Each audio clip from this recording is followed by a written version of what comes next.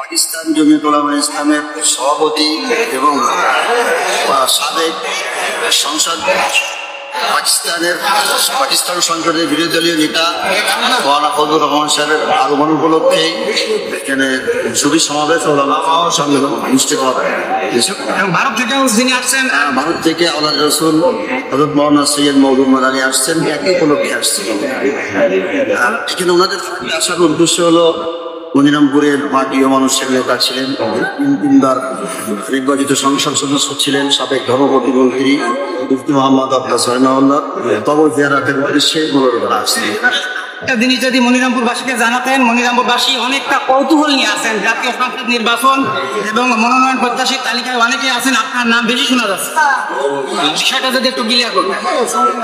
আগামী সংসদ নির্বাচনে যেহেতু এটা 2001, 2008, 2018 ভোটের সিট ছিল, সেই হিসেবে আমরা আশাবাদী এবং জোর প্রত্যাশা করি আমরা এই সিট আমাদেরকে দেওয়া হবে, জোটকেই দেওয়া হবে।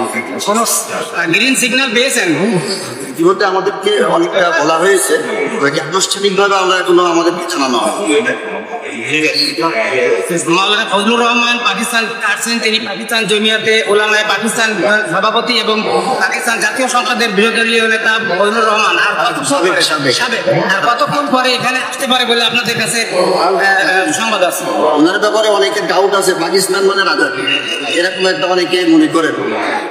ওনার পিতা মরহুম মুফতি মাহমুদ রাহিমাহুল্লাহ, তিনি 1971 সালে যখন স্বাধীনতা যুদ্ধ শুরু হয়, পাকিস্তানের আলেমদের মধ্যে থেকে একমাত্র তিনি রাজনৈতিক ব্যক্তিত্ব ছিলেন যিনি বাংলাদেশে এসে স্বাধীনতার পক্ষে সংহতি জানিয়ে দিয়েছিলেন। এই জন্য পাকিস্তানি মানে রাজাকার, এই ধারণাটা আসলে সঠিক। কত সময় পরে এখানে আসতে পারেন বলে আপনাদের ধারণা? আধা ঘন্টা আগেই ওনারা ওখান থেকে ফ্লাই করছেন। আমরা আশা করছি যে পাকিস্তান থেকে